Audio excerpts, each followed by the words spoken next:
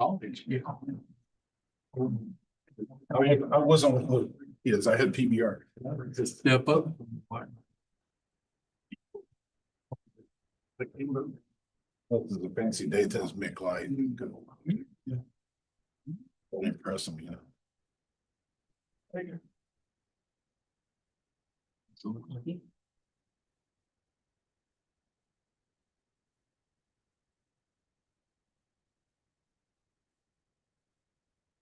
About your drinking for.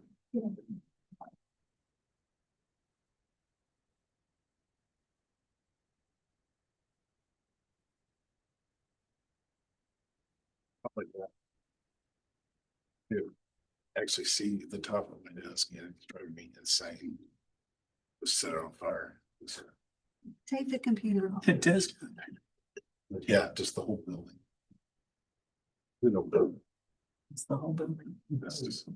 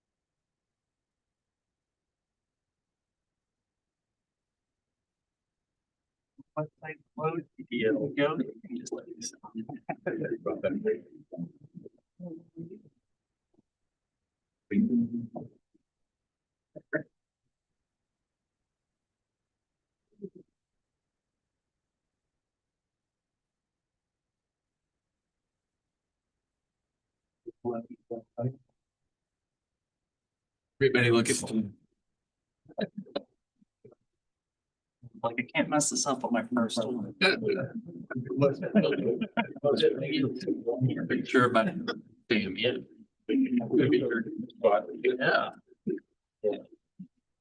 Yeah.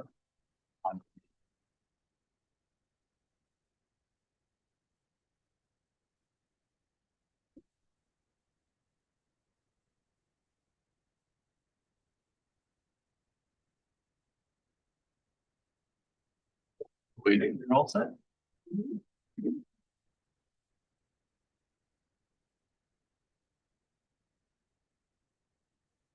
We'll call the meeting for State Fair Community College Board of Trustee meeting for October 30th, 2025.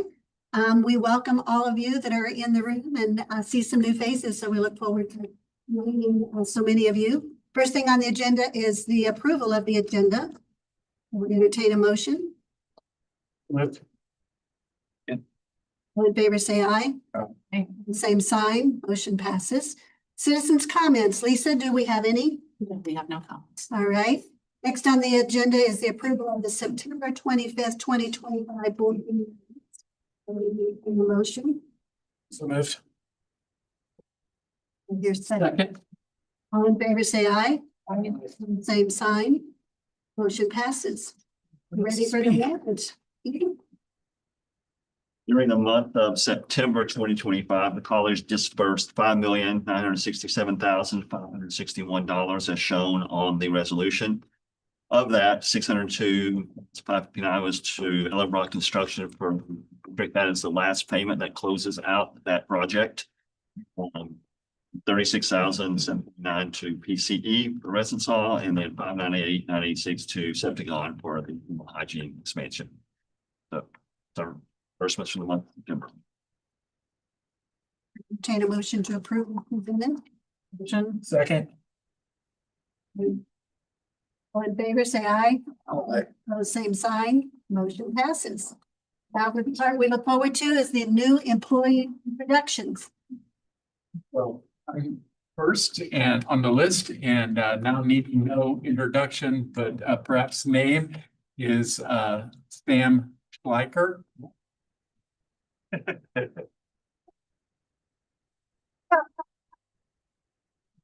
He is the Executive Director of Marketing and Communication. So Sam is doing a great job. Hit the ground running. We're glad to have him on our team. Sam, you want to say anything or? Yeah, just very happy to be here. Here 2014, it was kind of my first introduction into higher education and just absolutely fell in love when I saw the opportunity to come back here and really put to use some of the skills that I've developed. I had to jump at the chance. So it's been wonderful being back. We're definitely hitting the ground running, but very excited to be here and really just kind of what we do. Sam is from Green Ridge and he is married and he has 2 kids. Yeah. Kids, 2 girls. Zoe, yeah, girl to boy. Zoe's 11 and Blaze is 8. Thank you, Sam. Sam. Thank you very much. What was his name again? You'll have to find out why the last name is important. Ends with bike, like biker. Thank you. We took a test up here. Don't feel bad. Got it right the first time, We quizzed him. sharpening his skills. We're gonna skip to Dr. Whitehead. Allow me to introduce 2 of our newest colleagues. Super fun. I'll start with Amy. This is Amy Sawtell. Amy is the new director of our TRIO program. She comes to us from UCM. She was with their McNair Scholars Program. So serving students with a low-income first-generation people with disabilities background is nothing new for her. She has her MBA from UCM. Retired military spouse. So she and her husband have 3 kiddos. The oldest is here. His first semester at State Fair, a high school senior and a 12-year-old just trying to make it through junior high. When she's not here, when she's not working with us, she enjoys reading, movies, and crocheting. Amy Sawtell, right? Anything, I'll switch on to wonderful to meet you all. Thank you. Welcome. And also, it's a trio show this evening. We have both of them from the trio program. Masha Gadirka is the administrative assistant at the TRIO program. She may look familiar to you. Masha is an alumni. She actually graduated alongside her mother in May of 24. So we're not going to get into, we're not going to talk about age inappropriate, but she was really, really young at the time. She worked with the financial aid office for the last year and is deeply entrenched in music ministry at her church. So she leads the youth choir, she sings, she conducts, she plays. And we're grateful to have her back on staff. Dr. Whitehead, and then next, our Dean of Health Sciences, Allison Brush. Thank you for that. So I'm here to introduce our newest nursing faculty. This is Miss Madison Lampton. We're so excited to have her with us. She's teaching in the practical nursing program here on Sedalia campus. And Madison has a lot of years nursing at St. Luke's Hospital in Kansas City. Neurology is her specialty, which is kind of hard to come by, so that's really cool. So she has moved back this direction to be closer to family. She's living in Warrensburg, and one of the best interviewers I've ever encountered. So we are so happy, not because of that, but we are very happy to have her on the team. And she's teaching pharmacology, which is one of the hardest courses in the first year of nursing. So kudos to you for taking that on, Madison, but we welcome her to the team. Thank you, Allison. You have anything for the group? Pleasure to be here. Thank you. Welcome, Madison. Finally, Dr. Murders. Well, good evening. We finally got Devin here. So if I could introduce Devin Sproston. Although new to you, for me, he seems like he's been here for a little while and doing great. Devin's a farm boy from Iowa. Messed up, joined the Marines for a little while, 5 years. Plus some reserve time, went to college and then joined the right service by going through Air Force ROTC program and has a fantastic Air Force career. Not that his Marine career was so bad, but he officer in the Air Force. And so you got another one. He's a 4-time, did I get this, commander? 3-time commander. All right, that's a big deal. So just being commander is a big deal, but multi-time, multiple levels, security forces, for those laymen, police. law enforcement, security. It's a lot more than that, but we'll leave it there. He knows I know. Security forces, great job there. So just to let you know, you got another Air Force retiree in. For the Mizzou fans, you got LSU, you got Arkansas, you got Georgia. The SEC right here, so. Texas, you knew I wasn't gonna do that one. So anyway, this is, I'm telling you what you're getting. Lot of education, go through it, obviously, Georgia Air Force, Air University. Yes, we are a real college and university.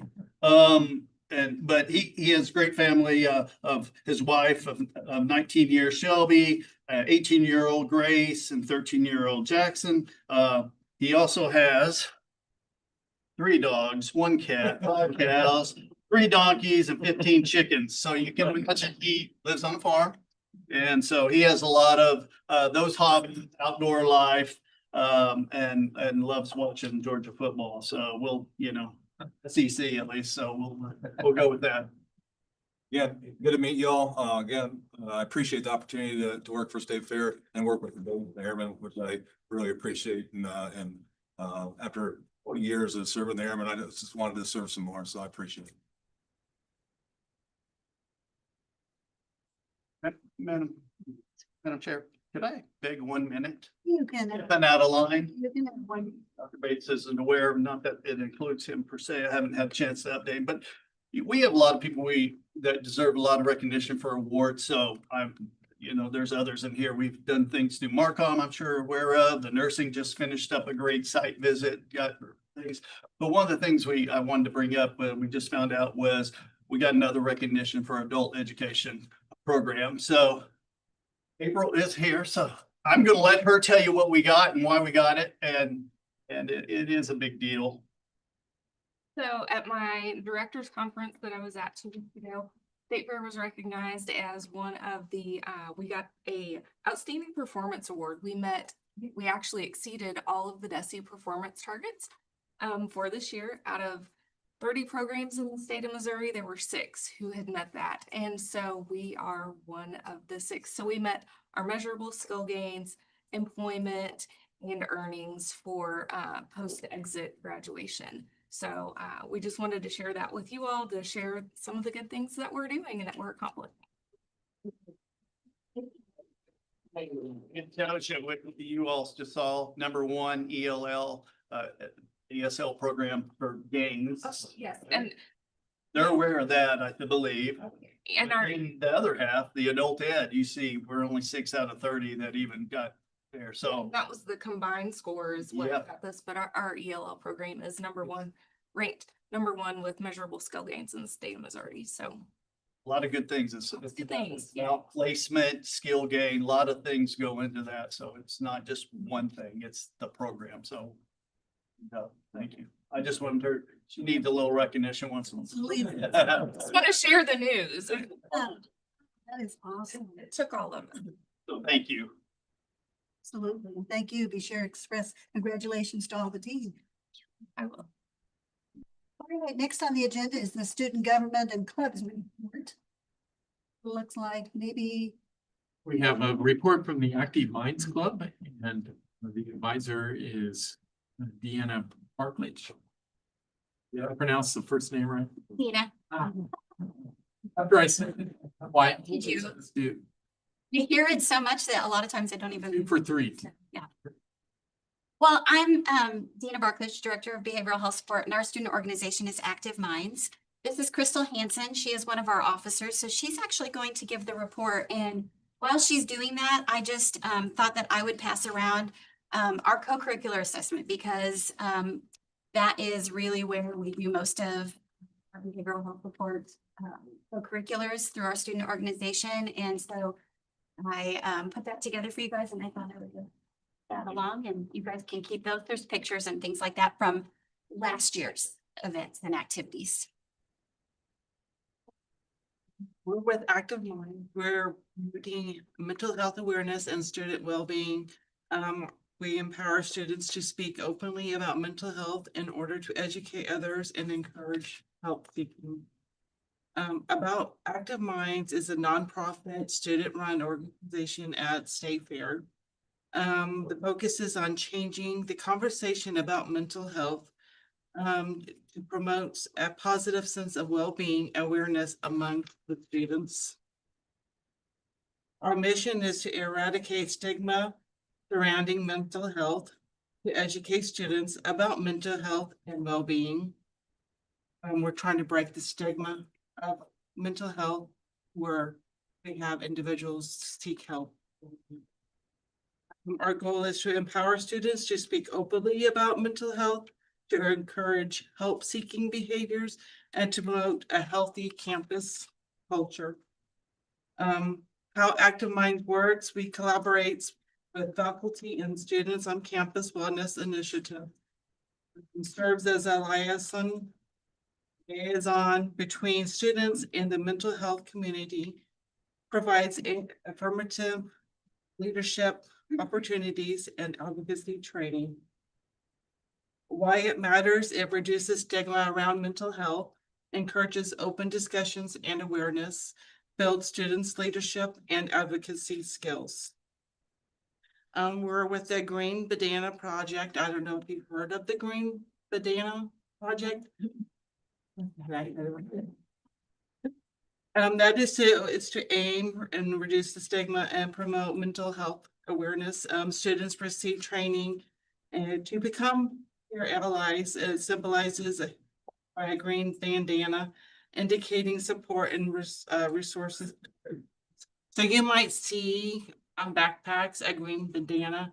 That is us, and if somebody's struggling or have something they need to talk to, or have some mental illness that they don't know where to go, they can go to that person and that person can redirect them where to go to get the help that they need.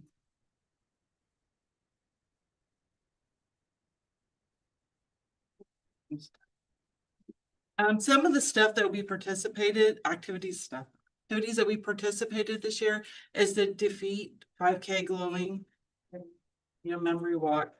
That's where we participated. We had booths set up, tent where anyone participating could take pictures in a black type setting, and so they kind of stood out. We attended the 2025 Missouri Behavioral Health Conference, and there we met Rob Lowe. We didn't meet him, we kind of met him, kind of like observed from in the audience. But it was pretty neat. We met a guy named Johnny Crowder. His story was very touching. He talked about his mental health, and he talked about seeking help through a counselor, and given that counselor grief, thought he was going to outsmart her. And later on, he ended up admitting that he admired this individual, and he's the one that made a big impact on his life. On a college campus, as a matter of fact. Yes. A therapist on a college campus. His story was very, very touching. You might see rocks throughout the yard. We put on a rock painting. So you probably see rocks. I noticed one right outside when we came in. That's us. Some of the fundraisers that we've done so far is a cookie sale. We're getting ready to do a bar sale. So that's the conclusion. Active Minds, SFCC promotes well-being, awareness, and leadership, encourages a supportive and stigma-free campus culture. That's our goal. Thank you, Crystal. Crystal was not supposed to do the report tonight. One of our other members was going to do that, but she's had some health issues, so she wasn't able to come. So Crystal stepped up at the last minute to do that. But we have lots of things going on. I think that it's really hard to, provide a summary of everything that we do, because we're kind of in, all areas. We try to be involved in the counties that we serve, and partner with a lot of the organizations around town. So they did a lot last year with Stealth CIT, Crisis Intervention Training, with different events that were going on and just providing a lot of professional development, not only for the students and other students on campus, but we were able to provide social emotional learning training for some of the faculty last year. So that was a really good turnout. We had about 25 faculty that came, and the students had about 5 different places set up and could talk about the importance of social emotional learning in the academic setting. I'd like to give a big thanks to SGA. Mhm. for help funding. Club. Thank you, guys. Questions? For what you do. Dina, Crystal, thank you very much. Great job. They are very active. So we forgot after the introduction of everybody that we always say you are more than welcome to stay. But if you do have, you need to do this evening or you want to go, you may leave. So I would apologize. Thank you, Dolphin.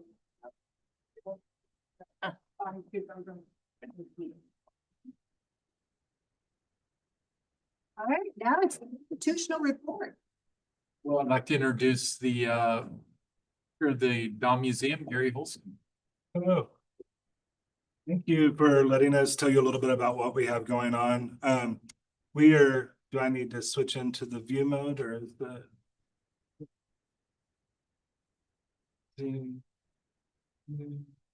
slideshow? I went to the wrong one. Beginning. All right, cool. We are going to tell you a little bit about what's happening in the space itself, the shows that we have going on, and more specifically, why I'm choosing the types of shows that I'm choosing with the focus on community engagement, because I think that's where we fit in best with the strategic plan for paper is that engaging the community and building the quality of life for the region. And so I am going to start off, and then Elena Sophia is going to step in and give you a little bit of an update of what she's been doing since August, but you're going to be impressed with the amount of tours that she's brought in, new people that have come into the museum. And so we're really looking forward to sharing with you. Step back just a little bit into the summertime. Nevertheless, she persisted. This was a group out of Springfield. They were all alum of Drury, and they came to me with the idea of putting together a show. Well, they'd already put together a show of all women artists and how their work speaks to what it's like to be a woman artist in the state of Missouri in a rural setting. They wanted to showcase the same show that they had there and just bring it up here, but I said, I really want to help you have a voice and to connect with the people of our region, but let's expand this a little bit. Let's invite people from our region. And so we opened up a call for entries, and they were the jurors for the people that got in.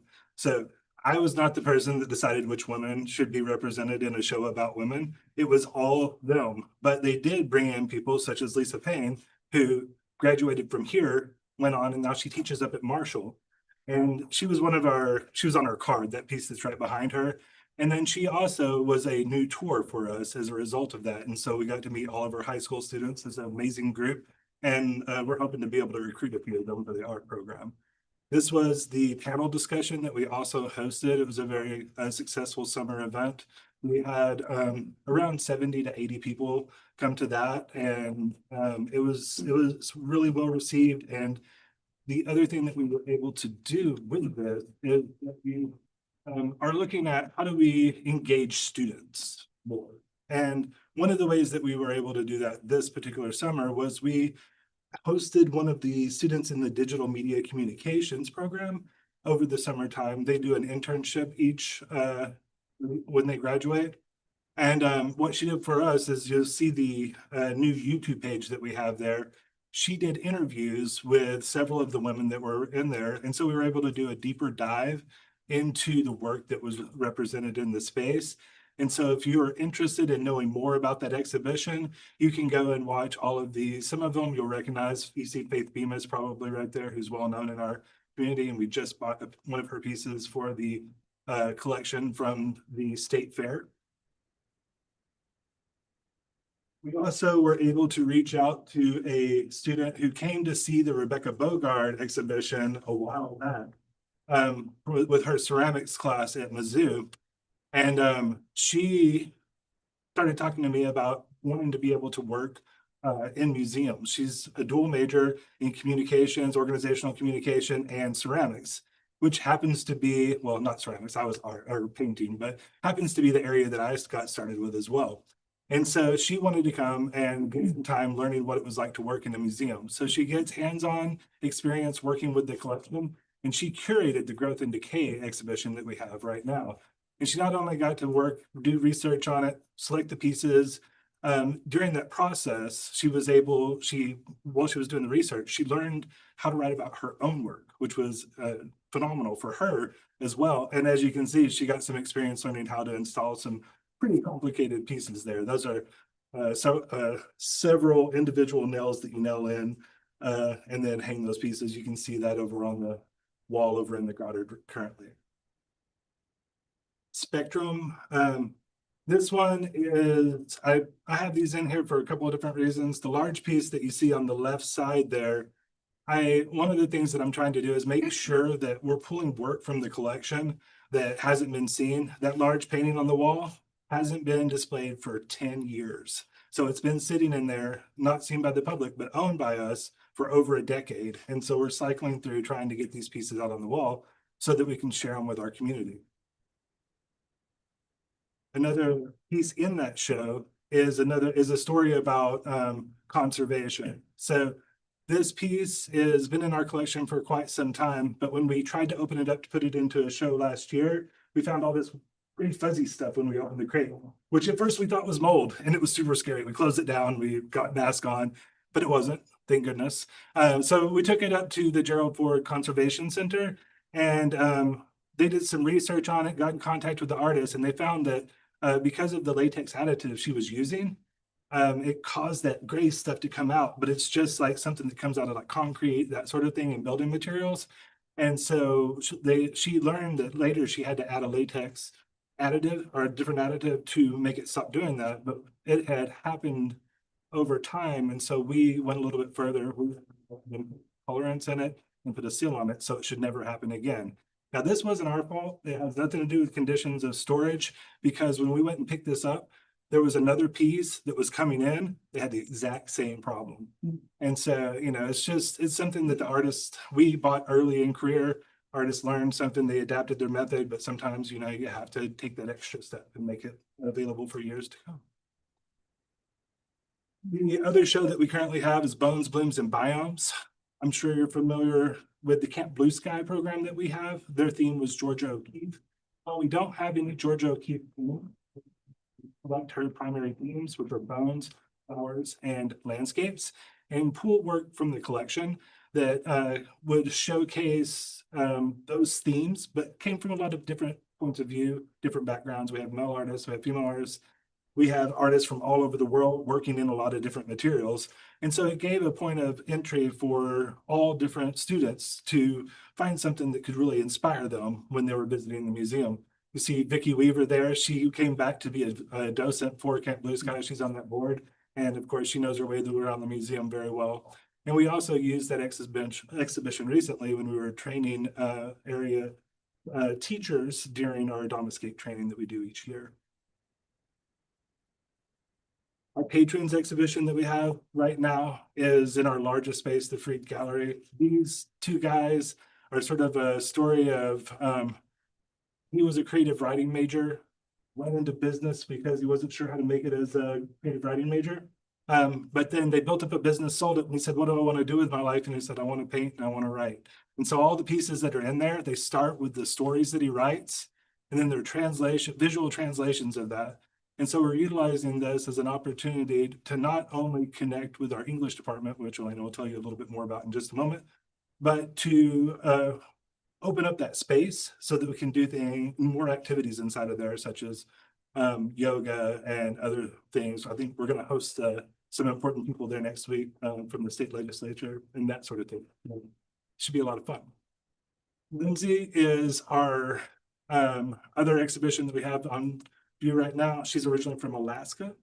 These are not landscapes, but memoryscapes. They are sort of a combination of photos that she took as a small child living in Alaska and her memories living there. The shapes that she has cut out are based off of either mountains or icebergs from the actual state. So she had them CNC routed and then she painted on them, and those are currently on display. Been a really good reception for that. Even though we had pouring rain, we had people sitting in the parking lot waiting to come in the door. And so as soon as the rain broke, we just filled up with people, which was phenomenal. A lot of people, or a lot of times you'd have people just drive away, but they really wanted to come and see what we had going. So I was super happy. A little bit about the future. One of the areas of collecting that we're going to be trying to do is contemporary printmaking. We have a really strong printmaking collection. Plus, they're really easy to store. I can store several hundred prints in the same place. I can store one painting, basically. There's a way for us to continue building our collection. And so we were doing a call for entries for all of, for contemporary printmakers who are either born in or currently reside in the state of Missouri and the 8 states that connect it. And that's why C9 is, because we're the center of 9 states that are involved. And this is a way to sort of establish who's working in our region. And then we'll see if we continue focusing on that or if we grow that connective tissue out as we go on in the future. We're hoping to be able to buy work from that with our collection committee in the springtime. And it's a way for us to just sort of reconnect with what's happening in printmaking today, because we have a lot of really important prints from printmakers that either have passed or who are so established in the field that, you know, might be a little bit out of the purchase price for it, but not too far out of it. But, you know, I'm really interested in working with artists that are on the rise right now. And then another artist that we have going on, Letitia, is an artist who is, she is amazing. She goes all over the world installing different types of public sculpture. This particular piece is currently in a museum in Oklahoma, and we're about to bring that in, and it's going to be a temporary installation in front of the Goddard Gallery, hanging up in the sky. So you'll be able to walk underneath it, and you'll be able to see it. And they're just phenomenal. It's made out of CDs, which are things that were very much a part of a popular culture at the time, but now they're just kind of, they would be seen as trash. And so a lot of them are getting thrown away, that sort of thing. And she's repurposing that and turning it into fine art. And so it's a whole dialogue about how we engage with the objects in our life. And she's really, really engaging with the students. So we'll do some activities and bring them in and teach them about installing public art. So with that, I have just one more little point of entry. This is not a finalized strategic plan, but it's to kind of give you a sense of where we're going as an institution. And it's mostly here to kind of give you a sense that we're looking about how we connect with the community and how we inspire and enhance artistic artists as they grow in their career. Instead of reading it to you. These are some of the core values that we've identified. And as we work on this as a team, we'll bring this whole thing forward to you in the future. But this is mostly to give a sort of a starting point so that I can let Elena tell you a little bit about the programs that we're doing that support all of the words that I'm putting up here about community engagement. Yeah. So with that. That's on this list. Sorry, I'm gonna be fast, so don't worry.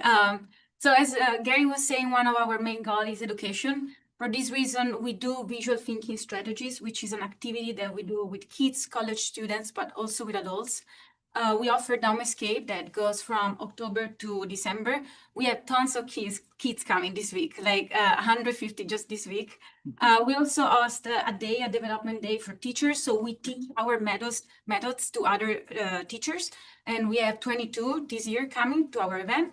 We offer internship, and then the twist for this year is that we're gonna use VTS as a team building activity that we would like to offer to businesses or to law enforcement or other groups in town, but I'm gonna talk to you about that later.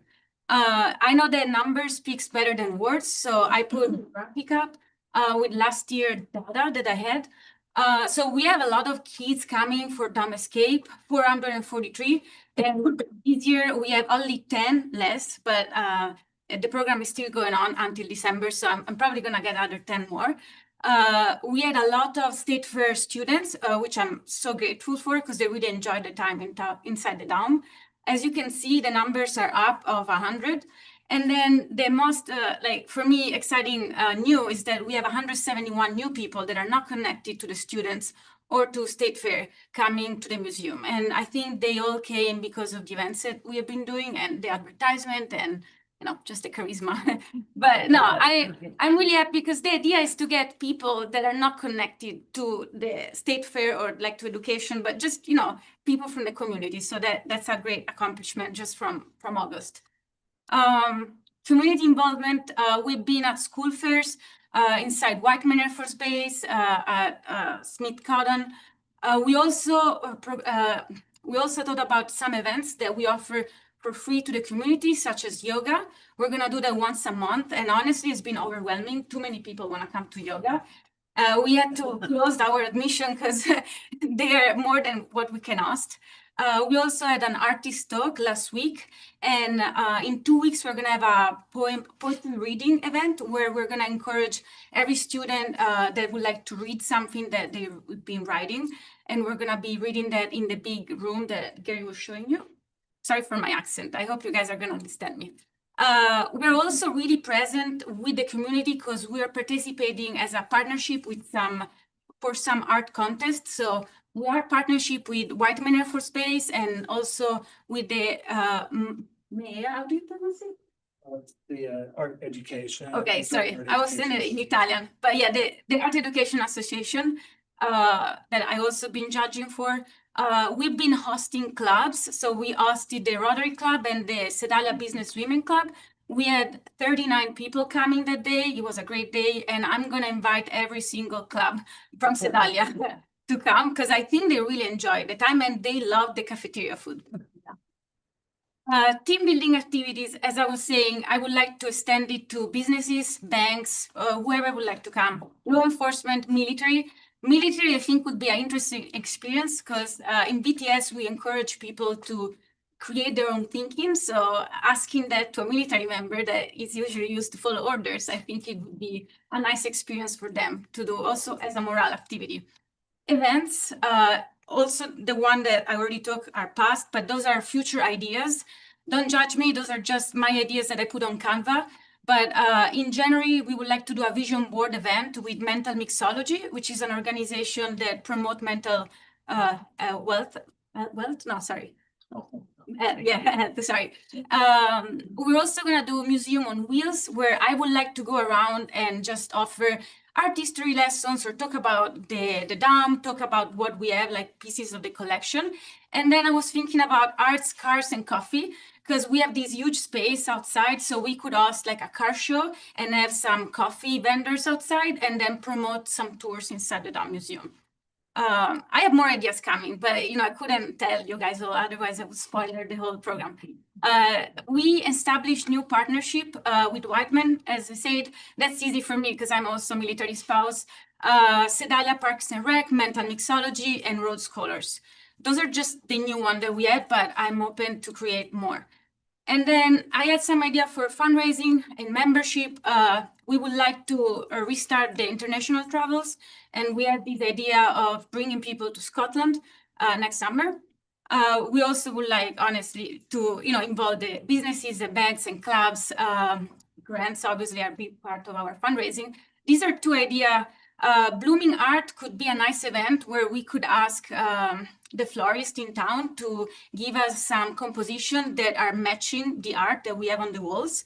And maybe we can do a silent auction. And this would be great in spring because they could help us, blooming our museum. And then for 2027, I was thinking it would be cool to do an event like the Dome Gala. But as I say, these are just stretches. Anyways, we're also present in the community because we're all members of organization.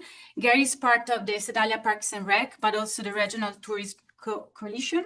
I'm part of the Rotary Club as a board member. I'm also a key spouse at Whiteman Air Force Base. And Marcy is part of the Liberty Center Gallery Committee and also in Missouri State Fair Fine Arts Committee. So wherever we're looking, we're there. And we're also present on every social media possible, Facebook, Instagram, TikTok, and YouTube. I think I want people to be tired of hearing my name and to hear about the Dam, but that's the goal. And that's it. Thank you. Yeah.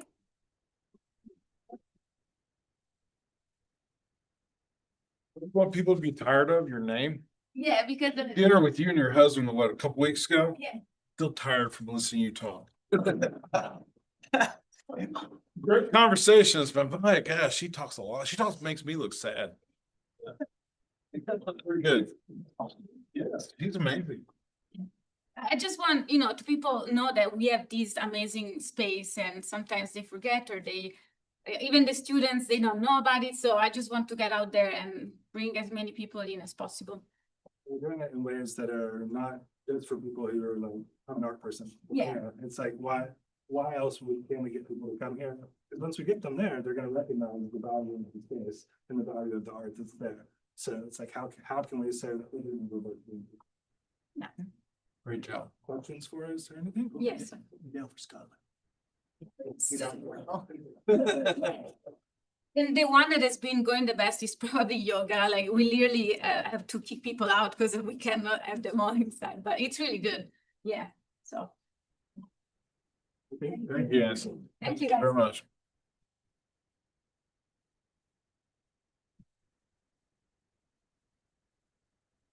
And next on the agenda is the proposed holiday on January 2nd of 2026. Well, this probably was an oversight in our original calendar that the board approved. In 2026, New Year's Day is on Thursday. And we scheduled for the staff to return on Monday. And normally we would have asked for that day off and people come back on Monday. So we have been looking for ways to recognize the great hard work of our faculty and staff in enrollment. And you know, our enrollment's up 6%, 8% in credit hours, and that just doesn't happen accidentally.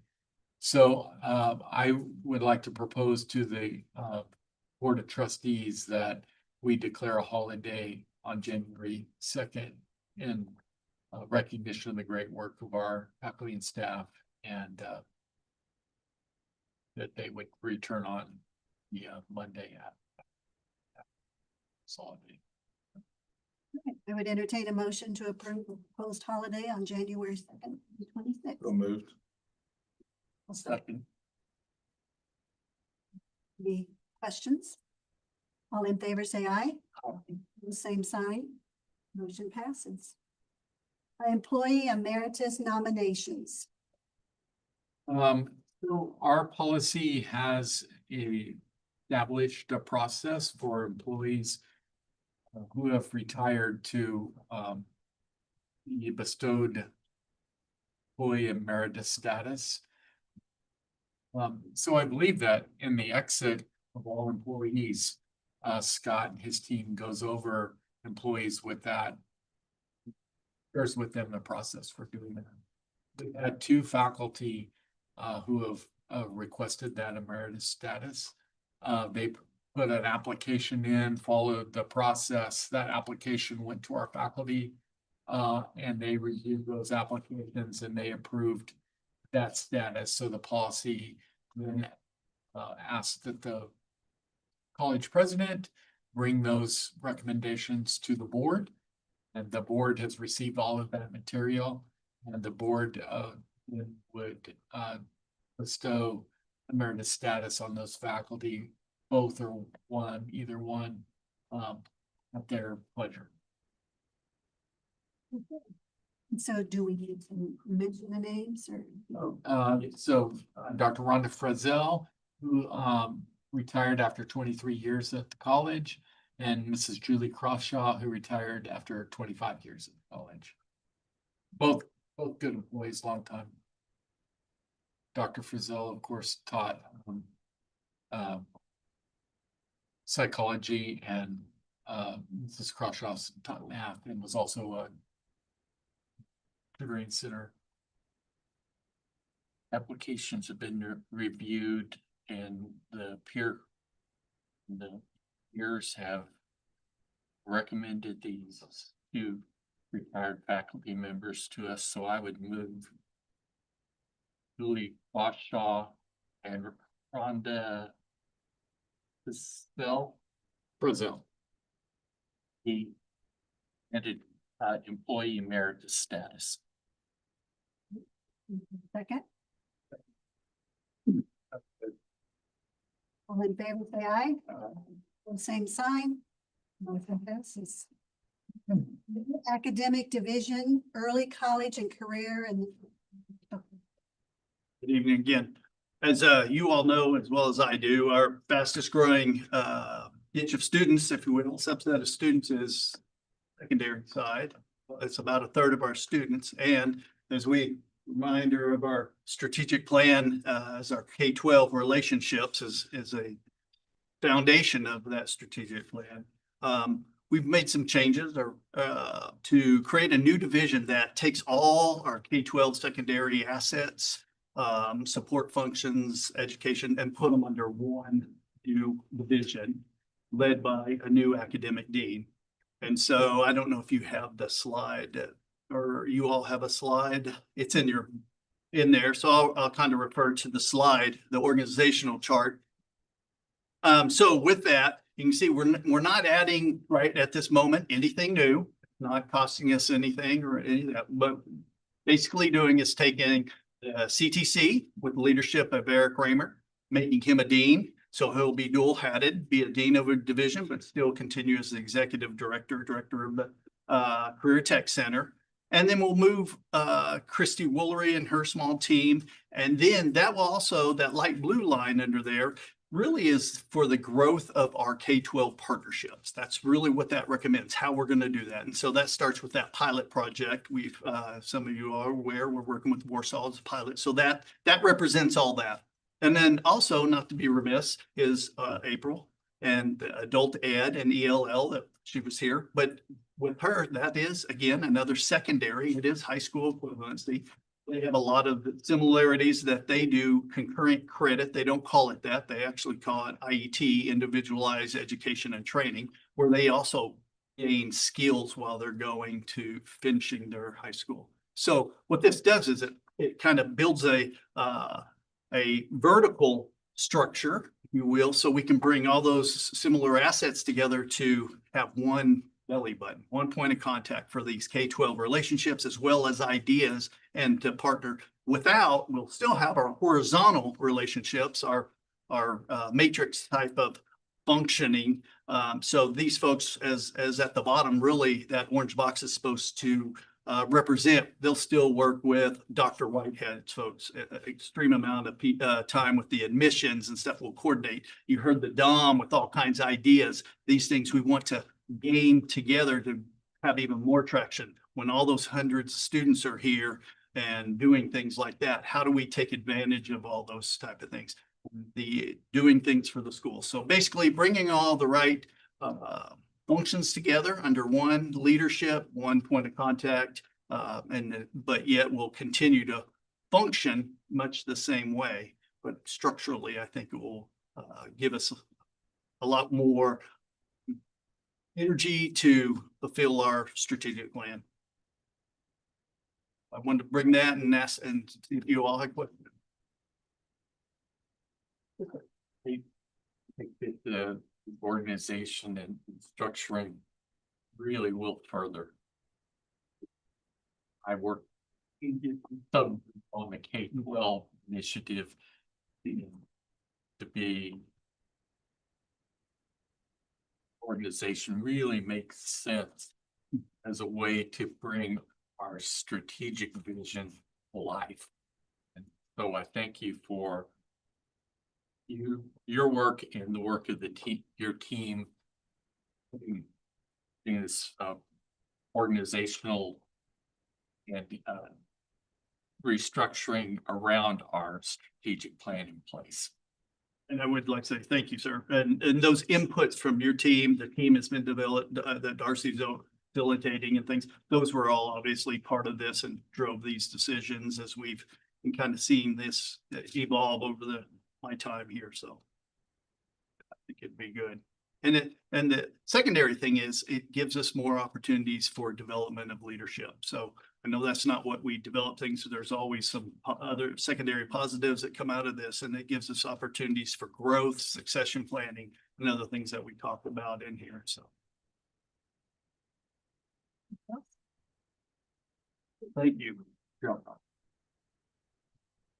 It's a proposed changes to policy. Zero operation. I believe Scott's gonna read that. Thank you so much.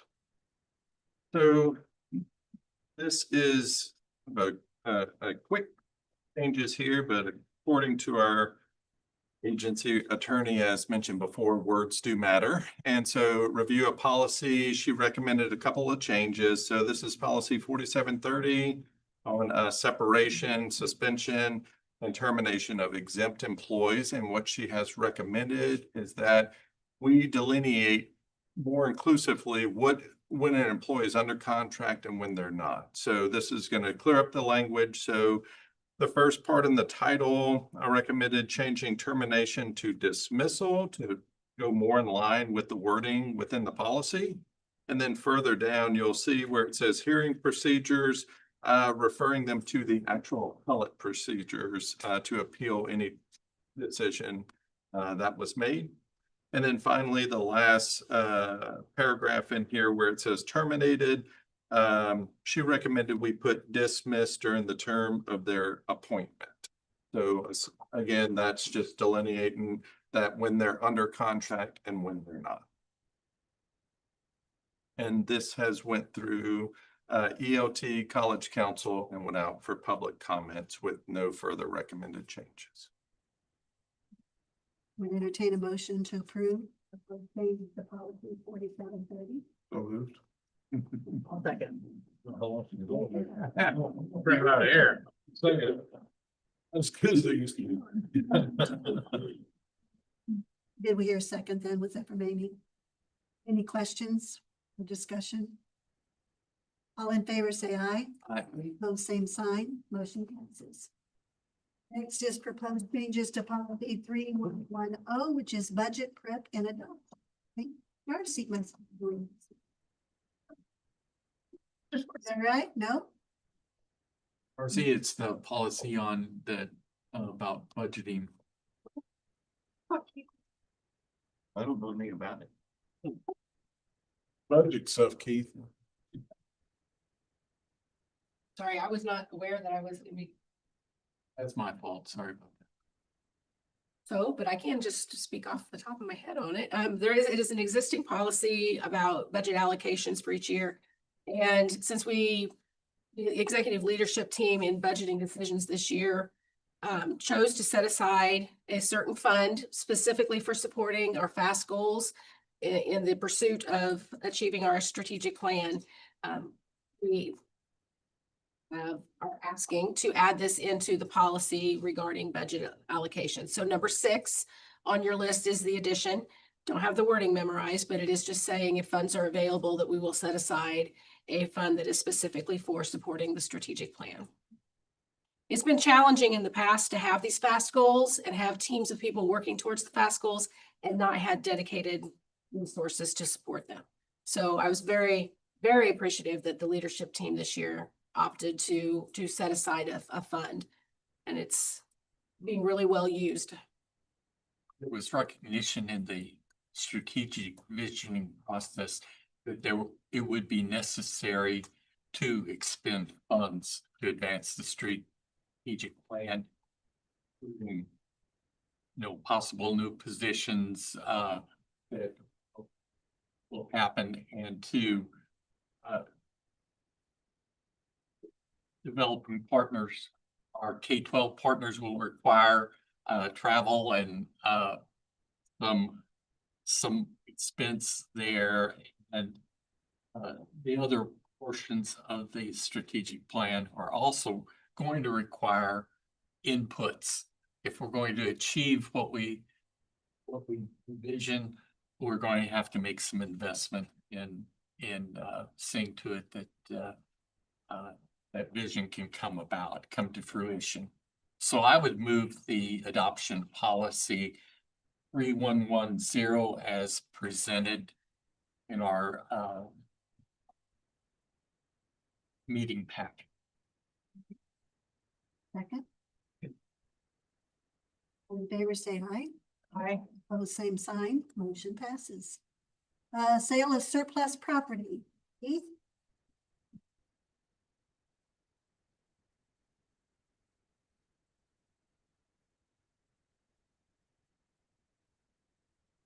Provide for surplus property to review with you.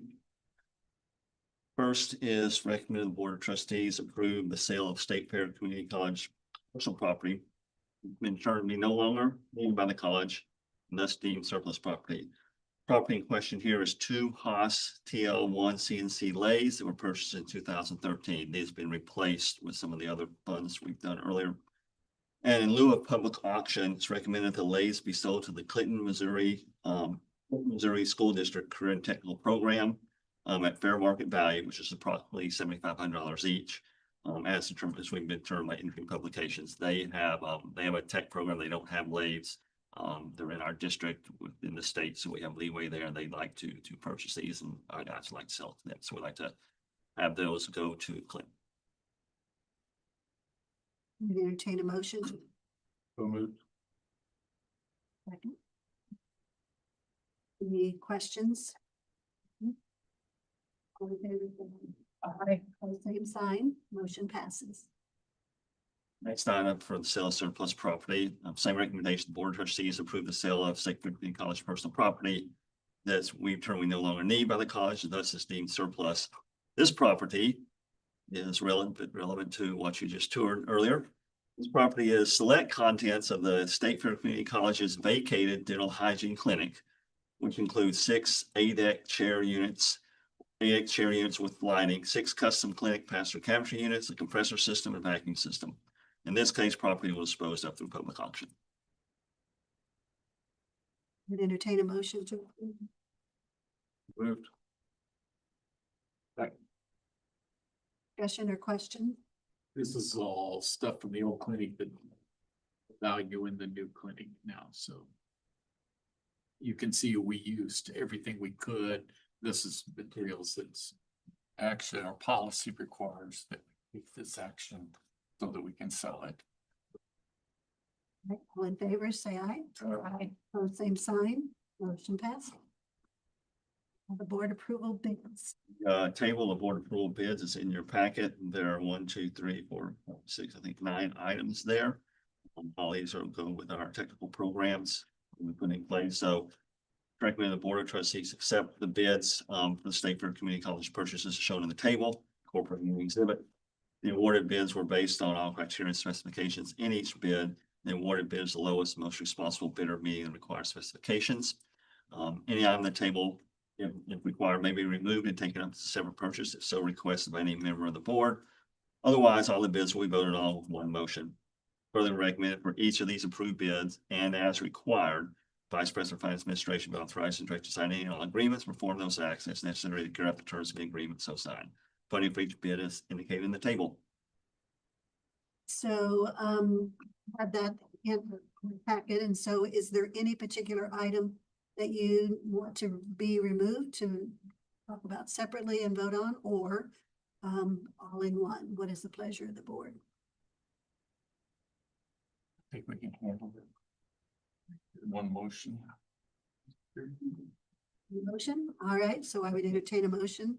Do I hear a second? I'll second. All right. Any other questions for Keith?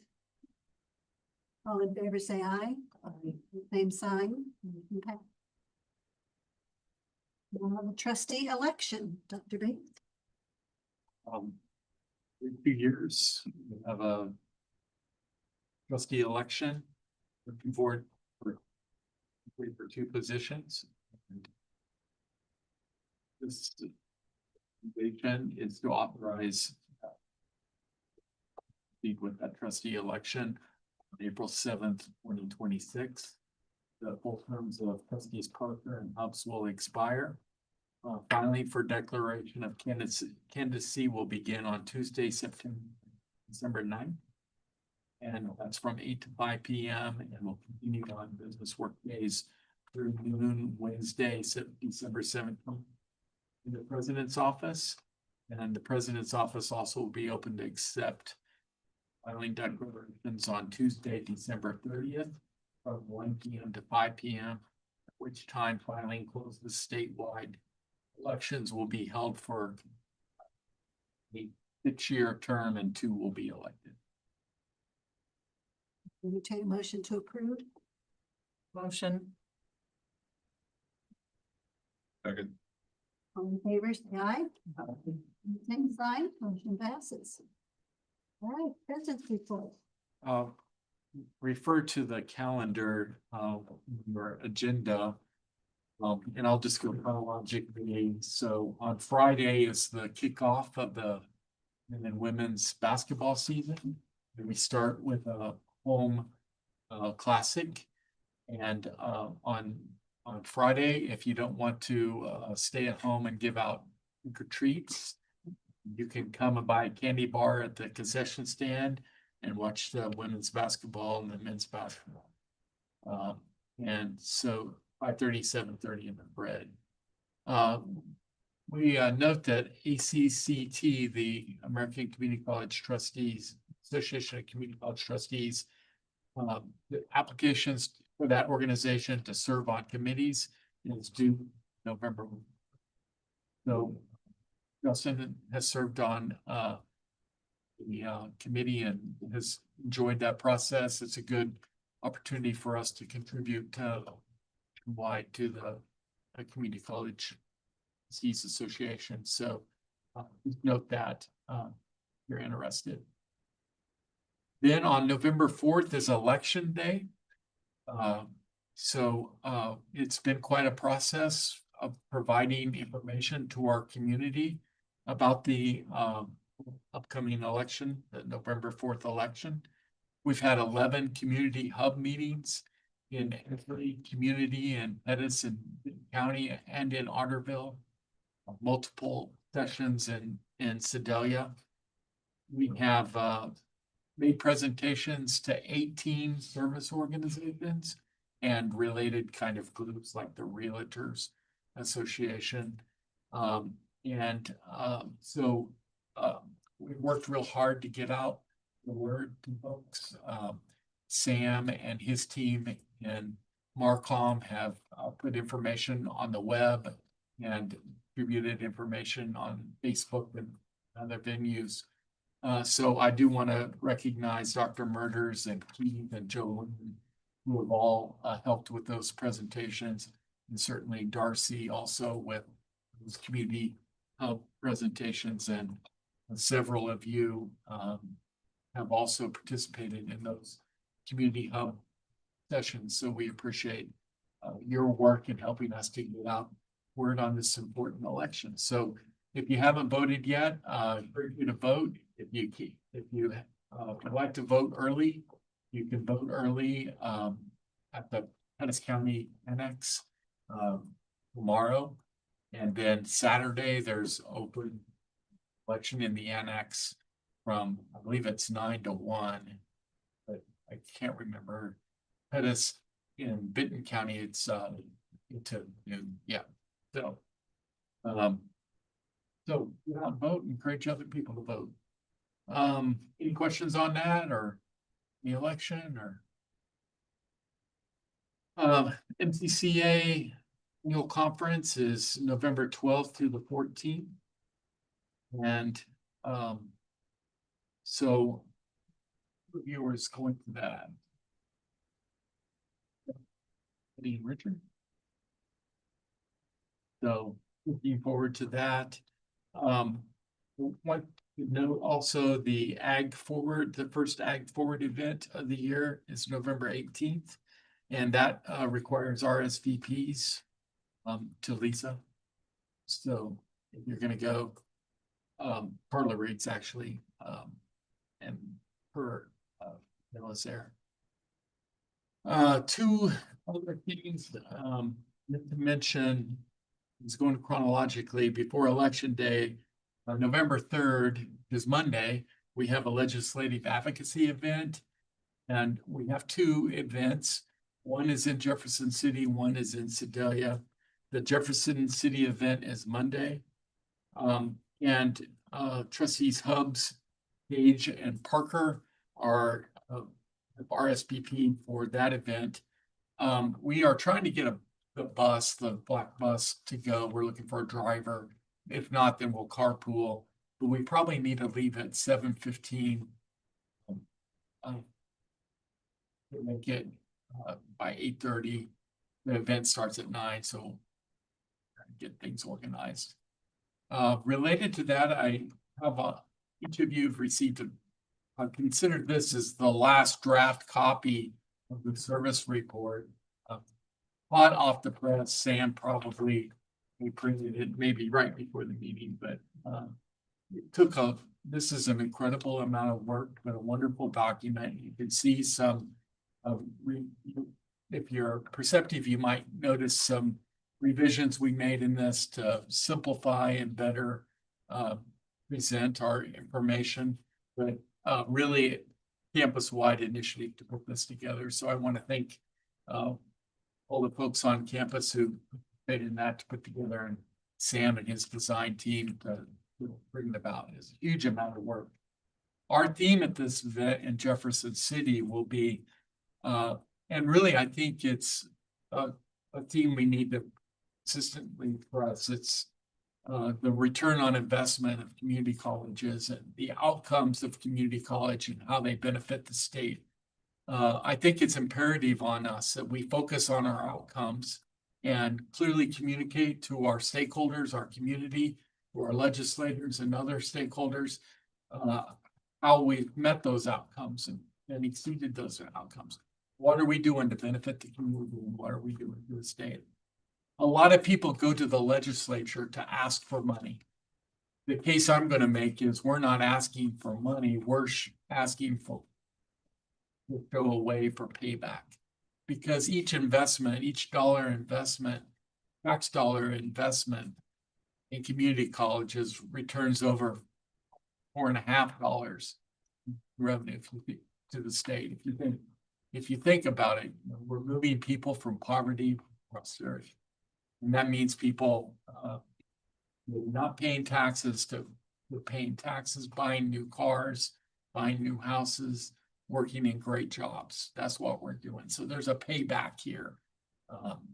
We're not asking for, a handout that we're going to pay back for the state. That's kind of the theme. In Jefferson City, we'll be highlighting the MOIC cells. Project Dr. Murders put together a request for MOIC cells to build a industrial training center in Jefferson City. High demand for industry in Jefferson City for training. So building that, if the MOIC cells budget is approved, that center will be very important to Jefferson City. So that'll be the focus. Any questions on the advocacy event or? And finally, I want to mention that we'll have a meeting before this on November 26th. We'll be having the Thanksgiving dinner for students that are on campus. And the only reason why I bring it up now and not at the next meeting is because there are RSVPs required to Lisa on that event. So they want to plan who's going to be there and how much to feed and stuff like that. So if you're planning to attend, it's a wonderful event, Thanksgiving dinner, and students really appreciate it. And it's a great chance to talk to our students. And so if you'd like to attend that event, please RSVP. So finally, I want to say thank you to all of you and all of the colleagues here at State Fair Community College for incredible support to me in the passing of my father. And I had so many of you helped me and my family through this, and I appreciate your support. It's a pleasure to work with you. That's my report. I don't usually call. It's okay. So next on the agenda is the financial report. This is the report I usually cry at. I hope there's some joy. Right. As, as has become unfortunately, like fairly common here, I will report to you that I feel very strong, very good about the financial report of the college. As you can see there, our revenue continues to grow, as Dr. Bates mentioned earlier, that our enrollment is up 6 to 8%, depending on how you count it, and the tuition fees recognize that. We are, and I'm even more happy to see that we're keeping our expenses, in line. We're 25% through the year. We even covered about 25% of our budget expenses. And typically the first quarter is a little bit heavier. We pay a number of our large bills, in the first quarter. So overall, I do feel very comfortable in where we are. I think, again, it's a testament to the staff we have here who do, watch what they spend, take care of our students, and do our best to make sure that, like I said, the increase in tuition does have by accident. A lot of people in a lot of places, day in, day out, making sure that we have the reputation we have here and people. So, long way of saying that I feel very, very good about the report, and I see nothing in here to cause me any alarm at this point. Also, part of the packet today is the quarterly investment report. You see, we have 5.2 million invested in time deposits. We did that a couple of years ago, and you can see that, for the reason that's happening now. On here we show our demand deposit central bank earning 4% rate. That was as of September 30th. As of yesterday, that's now at 3.75%. And our time deposit getting about 4.3% now, will for the next few years. And again, I feel good with the ratio of how much we have in long-term investment versus the cash we need on hand to meet any of our various needs. There are times during the year now literally $1 million, $2 million in a week, based upon what notes are coming due, payroll, things like that. So we need to be sure we have that liquidity in here. I'm very, very good about that liquidity as well. So again, so where things are invested. Then we had a few purchases that were made between 10 and 25,000 that didn't necessarily go out for the public bid. Basically, it's computer supplies, nothing, uniforms, nothing of note there. So, any questions about anything here that I can answer for you? Thank you. All right, next on the agenda is board discussion. So, first, I guess we have it listed. We have the ACCT 2025 Leadership Conference that we attended. Dr. Bates, Lisa, Richard, and myself were able to attend, and that happened in New Orleans. So, we want to say that Lisa over and over said it was the best one that she had attended. So it's always good to see, Professional lead attended. So we were glad that she was along too, to take care of Dr. Bates and all those bills, but thank you for going, Lisa. We enjoyed that. Richard, do you want to share your thoughts on ACCT? Try to do this somewhat quickly, emphasizing somewhat. Thanks for Dr. Bates for leading us on a 3-hour. We appreciate that. There were multiple tracks, program tracks at ACCT. One was on trustee professional development, and most of the sessions I attended were trustee development. There were a couple of sessions that I attended because they seemed relevant to the strategic plan, and that we had adopted the process and addressed topics that were in our plan. So was trustee development simply focusing on what we should do and not getting involved in the how, the details, stay at the upper level, recognizing strengths of our board and using those strengths to do the work we do. A couple of things that were suggested was a need to anticipate crisis response. let's go through our policies to make sure that we were ready in the event bad news happened.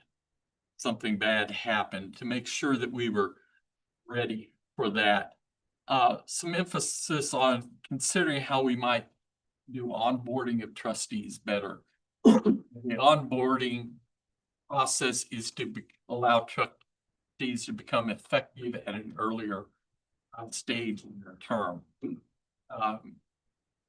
And the presenters there did a statewide onboarding for a trustee. I thought was might be of some value.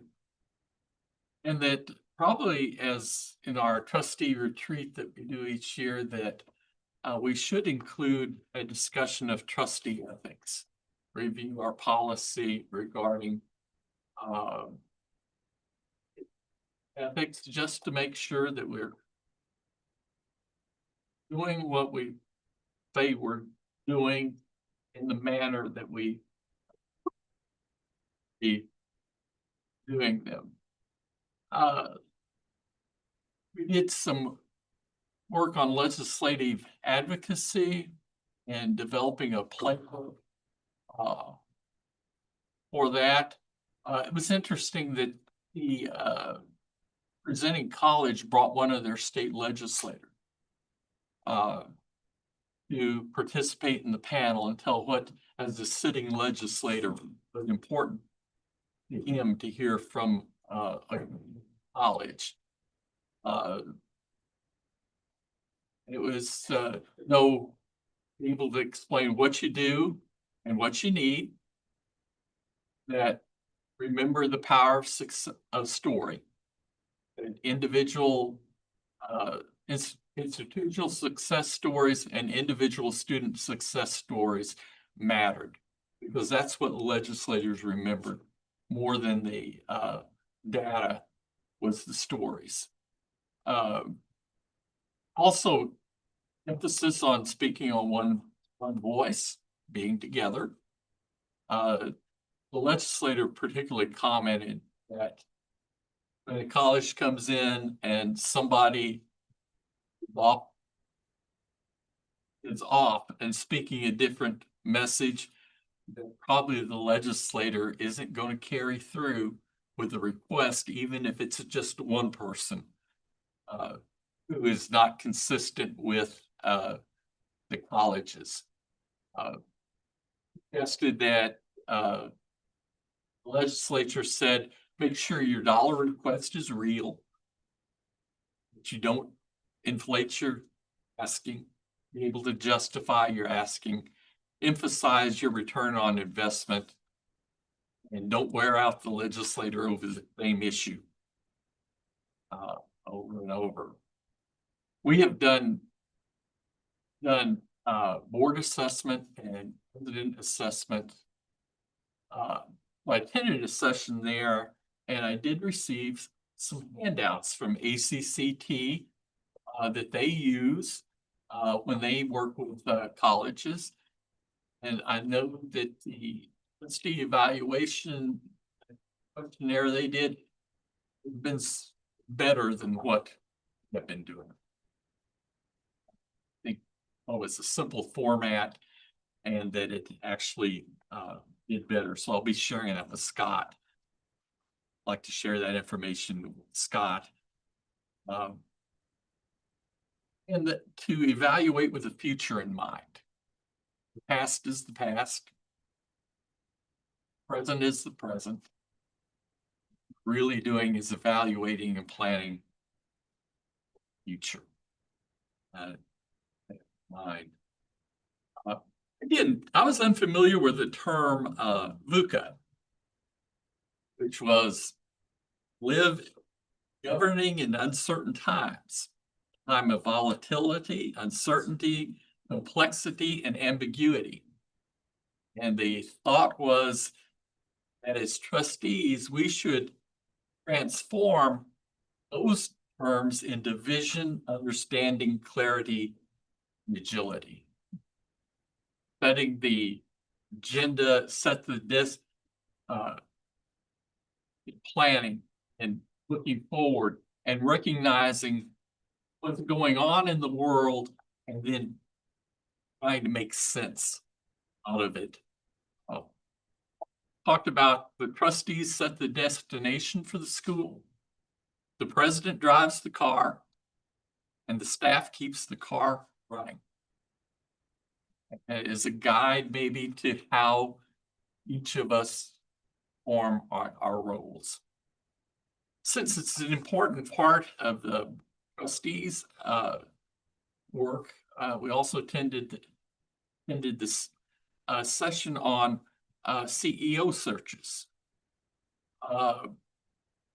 The takeaway there was that trustees need to build a desired presidential profile, strengths and goals. And that profile needs to be shared with a search committee if used. It needs to be shared with a outside consultant or search if needed. So that there is an alignment between what the trustees determine important for your president, and that the search committee and your consultant know and understand what the trustees are going to be looking for. And that it is important to have a clear process and timeline to do that. I also took away from it that the CEO search doesn't end with hiring, that the board, we may need to, particularly if we could in the future sometime have someone who hasn't previously served as president, we need to provide coaching available for the chief executive in the future. Since I participated in our strategic visioning, I attended a session from a college in North Carolina on their strategic planning in a VUCA world. What I came away from was that it used a similar process to what we did in our visioning, but the beginning point of their process was asking the question, what do we want to do? We asked the question, what do we want to be? And as a result, when they showed us their end result, you could see how our end result differed based upon the fact that we started out at the very beginning with a different question. And it sort of brought to mind the importance of setting that beginning question. If you're going to do planning, ask the question you need to ask in your context. One of the colleges in the Houston area presented on if it's good for the region, it's good for the college, which was their relationship with business and industry. How that they monitored workforce needs continuously, identified the community strengths, decided here are the areas, made an assessment of here's where jobs are going to be coming on in the future, and how important that was, and that they have a place at the table when economic development folks are meeting, when decisions are being made about the future of the region, that the college was in place to do that. Sort of interesting that one of the things they determined in their area was that there was a need for a bachelor's degree in applied technology, because there were some areas, particularly in the petroleum industry, where They needed more than just the community college degree. What was needed by the petroleum industry was not being offered in their four-year Bachelor of Science programs. So that was something I thought was interesting. And they talked about establishing this regional concept, which is consistent with our strategic plan of matching wishes with needs, with exemplary relevant service provision by the community college. Missouri's dealing with potential movement towards performance funding. There were several presentations on performance funding, particularly from the folks from Texas and California, who were basically going full force into it, particularly in Texas, where 100% of their funding is performance-based. So it emphasized that as we move towards that in Missouri, that we understand the necessity of positive outcomes. And we need to make sure that the state in their assessment includes both degree and certificate outcomes. The guided pathways that we're doing, that's a way that we can provide the data, justify performance, successful performance-based funding.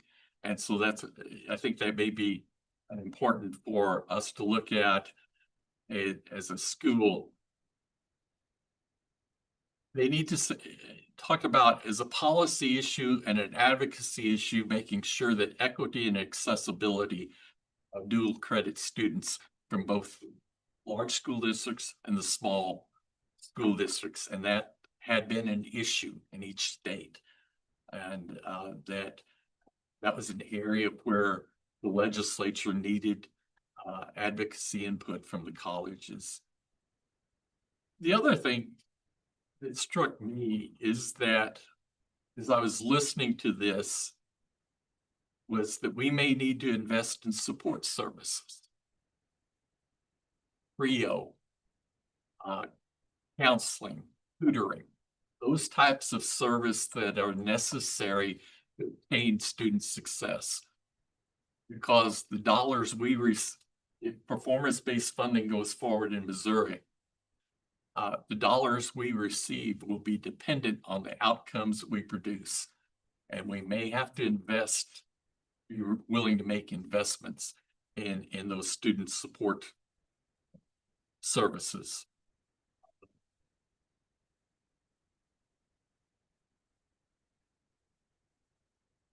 And they also talked about the need to establish low unit stackable credentials work. There you're creating positive outcomes as you go along. So instead of just one positive outcome, you're reporting multiple positive outcomes. And the folks in Texas particularly are pointing that out. Also, it's interesting that one of the Texas school districts hired a retired K-12 superintendent to be their liaison in 12 districts. And I know we were looking about how we go about working our K-12, and I thought that was an interesting source of developing a liaison to tell the story. So I thought it was a productive meeting. There was quite a bit presented, but there were valuable takeaways coming out of the meeting. Hey, Richard, so I might just share what the theme was. It was reimagining community college innovation for a changing world. And so you can see that there were a lot of sessions to attend. Anybody would like to take a look just to see what some of the you know, some of the sessions were. And then they are going to make available the presentations that we saw. And others, of course, you know, and we could share that out if that's something. So if anybody is interested and want to look at this book that, you know, had lots of things that there was no way for us to share it all. But I agree. I think that they do a great job of having something for everybody and, you know, and even then finding out for Lisa, you know, she could find some informational session that we could attend and some good ideas. We appreciate that. Dr. Bates, do you have anything that you, with ones that you attended? Well, I typically text and email people in the audience during the session, so particularly Dr. Murders received my report. So. Like you were there, right?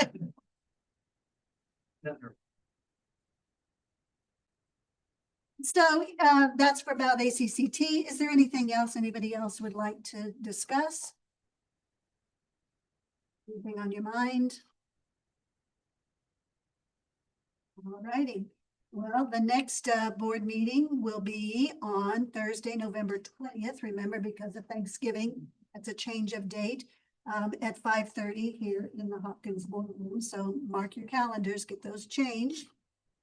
And the next thing on the agenda is request for closed session. And after that is then the adjournment because we will have no other items after the closed session. So just to let you know, we thank you all for coming and being here tonight.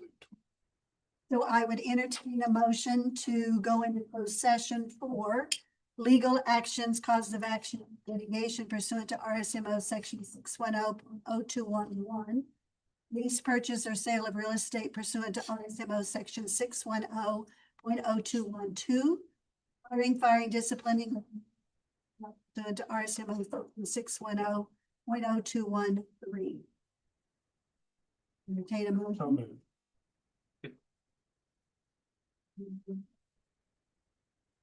Pierce, Yes. Carr, Yes. Justin Hubbs, Yes. Jeff Page, Yes. Parker, Yes. Tricia Wood. Yes.